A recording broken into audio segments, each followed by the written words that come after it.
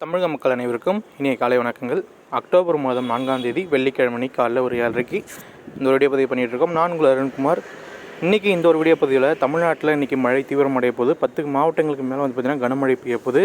ஒரு சில இடங்கள் வந்து பார்த்திங்கன்னா மிக கனமழையும் பெய்ய போகுது. அது எந்தெந்த மாவட்டங்கள் எங்கெங்கே இன்றைக்கி மழை தீவிரமடைய போகுதுங்கிறத பார்ப்போம். அதுக்கு முன்னாடி தமிழ்நாட்டில் வெப்பச்சலன மழை நேற்றைய முன்தினம் தொடங்குச்சுன்னு சொல்லலாம். அதாவது ஆங்காங்கே மட்டும் தான் பெஞ்சிட்ருக்கு. அதாவது ஒரு மாவட்டத்தில் 2-3 இடங்களில் ஆங்காங்கே மட்டும் மழை பெஞ்சிட்ருக்கு. நேற்று ஒரு அளவுக்கு தீவிரமாக இருந்து நேற்றை விட இன்றைக்கி வந்து பார்த்திங்கன்னா பல மடங்கு இன்றைக்கி வந்து தீவிரமடைய போகுது. இன்றைக்கி இந்த ஒரு வீடியோ பதிவில் ஒரு விரிவான தகவல் மாவட்டங்கள் வழியாக பார்க்க போகிறோம். அதுக்கு முன்னாடி இது வரைக்கும் நம்ம சேனலை சப்ஸ்கிரைப் பண்ண நண்பர்கள், புதுசாக வந்திருக்க நண்பர்கள் மறக்காமல் சேனலை சப்ஸ்கிரைப் பண்ணிவிட்டு வீடியோ பாருங்கள். தமிழ்நாட்டில் மழை தீவிரமடையுது. அதாவது வடகிழக்கு பருவமழையும் தொடங்க இருக்கிறதுனால அடுத்தடுத்த வீடியோ பதிவுகள் உங்களுடைய நோட்டிஃபிகேஷன் வரணும்னா நீங்கள் சப்ஸ்கிரைப் பண்ணால் மட்டும்தான் உங்களுக்கு இந்த வீடியோ பதிவுகள் எல்லாம் வரும். இன்றைக்கி தமிழ்நாட்டுடைய வட மாவட்டங்களில் ஒரு சிறப்பான காற்று முறிவு இருக்கிறத நான் இந்த ஒரு படத்தில் உங்களுக்கு காமிச்சிருக்கேன். அதாவது காற்று முறிவானது சேலம் மாவட்டம், கடலூர் மாவட்டம், கள்ளக்குறிச்சி மாவட்டம், தருமபுரி, திருவண்ணாமலை, அதே போல் நம்மளுடைய நாமக்கல், பெரம்பலூர், அரியலூர் உள்ளிட்ட மாவட்டங்களில் இந்த காற்று முறிவான ஏற்பட்டிருக்குது. அதே போல் வந்து பார்த்திங்கன்னா டெல்டா கடலோர மாவட்டங்களையும் இன்றைக்கி வந்து பார்த்திங்கன்னா பரவலாக இடி மின்னலுடன் கூடிய கனமழை பெய்வதற்கான வாய்ப்புகள் இன்றைக்கி அதிகமாக உண்டு. இந்த பாலக்காடு கணவாய் வழியாக வருகின்ற காற்று காரணமாக சில இடங்களில் பார்த்திங்கன்னா மழை தட்டுப்பாடு ஏற்பட்டிருக்கு. அதாவது நம்ம திருச்சி மாவட்டம், அதே போல் வந்து பார்த்திங்கன்னா நம்மளுடைய திருப்பூருக்கு இந்தாண்டு இருக்கக்கூடிய கரூர், திருச்சி இந்த மாவட்டங்களெல்லாம் வந்து பார்த்திங்கன்னா அந்த பாலக்காடு வழியாக வருகின்ற காற்றுடைய வேகம் காரணமாக மழை அந்த காற்று முறிவானது ஏற்படுறதுக்கான ஒரு சாதகமான சூழ்நிலை அந்த இடங்களில் இல்லை. ஆனால் இனி வரக்கூடிய நாட்களில் அதுவும் கொஞ்சம் படிப்படியாக மாறும். எடுத்தோடனே நம்ம வந்து பார்த்திங்கன்னா எடுத்தோடனே எல்லா இடத்துக்கும் மழை எதிர்பார்க்க முடியாது. படிப்படியாக நேற்று வந்து பார்த்திங்கன்னா வட மாவட்டங்களில் திருவண்ணாமலையில் மழை பெஞ்சிட்டு இருந்தால் அடுத்து கடலூரில் மழை பெஞ்சுது. அடுத்து நேற்று புதுக்கோட்டையெல்லாம் மழை பெய்ய ஆரம்பிச்சிச்சு. படிப்படியாக மாவட்டங்கள் வரையாக பெஞ்சிட்ருக்கு. இன்றைக்கி கண்டிப்பாக வந்து பார்த்திங்கன்னா நம்மளுடைய டெல்டா மாவட்டங்களையும் நம்ம இன்றைக்கி வந்து பார்த்திங்கன்னா கனமழை பெய்வதற்கான வாய்ப்புகளும் உண்டு.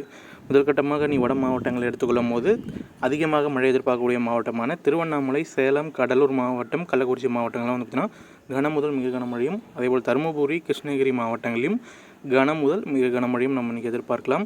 கனமழையை பொறுத்த வரைக்கும் காஞ்சிபுரம், செங்கல்பட்டு, பெரம்பலூர், அரியலூர், நாமக்கல், ஈரோடு உள்ளிட்ட மாவட்டங்களில் இன்றைக்கி வந்து பார்த்திங்கன்னா கனமழை எதிர்பார்க்கறதுக்கான வாய்ப்புகளும். கூடுதலாக டெல்டா மாவட்டங்களான திருச்சி மாவட்டத்துக்கு வடக்கு பகுதிகள், அதாவது நம்ம சமயபுரம் டோல்கேட் அந்தாண்டு, அதே போல் நம்ம பாடலூர் அந்த சரௌண்டிங்கும் வந்து பார்த்திங்கன்னா இன்றைக்கி ஓரளவுக்கு நல்ல ஒரு மழை எதிர்பார்க்கலாம். அதேபோல் பெரம்பலூர், அரியலூர் மாவட்டங்களையும் இன்றைக்கி வந்து பார்த்திங்கன்னா ஓரளவுக்கு நல்ல மழையை நம்ம எதிர்பார்க்கலாம். டெல்டா மாவட்டங்களில் படிப்படியாக இன்னிலிருந்து மழை தீவிரமடையும்.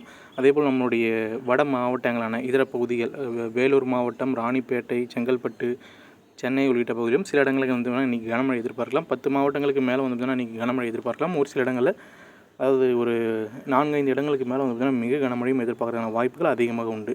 திண்டுக்கல், மதுரை, புதுக்கோட்டை, அதே போல் வந்து பார்த்திங்கன்னா நம்மளுடைய சிவகங்கை உள்ளிட்ட மாவட்டங்களில் இன்றைக்கி வந்து லேசான முதல் மிதமான மழையும், நம்மளுடைய டெல்டா கடலோர மாவட்டங்களான நாகப்பட்டினம், காரைக்கால், மயிலாடுதுறை மாவட்டங்களில் சில இடங்களில் சற்றே கனமழைக்கான வாய்ப்புகளும் உண்டு. அதிராம்பட்டினம் சரினா நேற்று வந்து மழை ஆரம்பிச்சிச்சுன்னு சொல்லலாம். அதிராம்பட்டினம், பட்டுக்கோட்டை சரௌண்டிங்கில் நேற்று மழை ஆரம்பிச்சிது.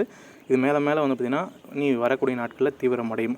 இன்றைக்கி வந்து பார்த்திங்கன்னா ஒரு சிறப்பான சம்பவம் இருக்குது. அதாவது தமிழ்நாட்டில் இது வரைக்கும் இந்த வருடத்தில் வடகிழக்கு பருவமழை தொடங்கி 4 நாள் ஆகுது. அந்த 4 நாளுக்குள்ள இப்போ தான் மழை தீவிரமடைய ஆரம்பிச்சிருக்கு. நேற்று வரைக்கும் ஆங்காங்கே பெஞ்சிட்டு இருந்தது குறிப்பிடத்தக்கது. சேலம் சைடில் நம்ம இன்றைக்கி இன்னும் நம்ம டீட்டெயிலாக என்ன பார்க்க போகிறோம், இந்த மிக கனமழை எச்சரிக்கை கொடுக்குற மாவட்டங்களில் எந்த இடங்கள்.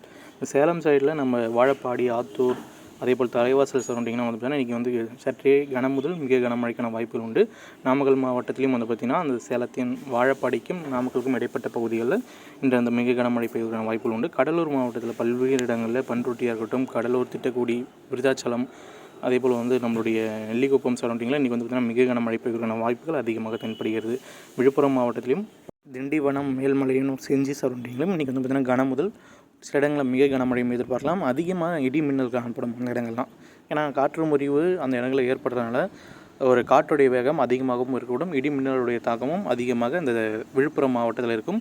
திருவண்ணாமலை மாவட்டமும் அதே போல் தான் இருக்க போது. திருவண்ணாமலை மாவட்டத்தில் நம்மளோட இந்த போலூர் சரௌண்டிங், வந்தவாசி அந்த சரௌண்டிங், கலசப்பாக்கம், அதே போல் வந்து பார்த்திங்கன்னா செங்கம் சரௌண்டிங்னா வந்து பார்த்திங்கன்னா இன்றைக்கி வந்து ஒரு நல்ல மழை பெய்ய போது. திருவண்ணாமலை மாவட்டத்துடைய நம்ம திருவண்ணாமலையிலும் ஒரு பலத்த மழை இன்றைக்கி வந்து பார்த்திங்கன்னா பெய்யக்கூடும்.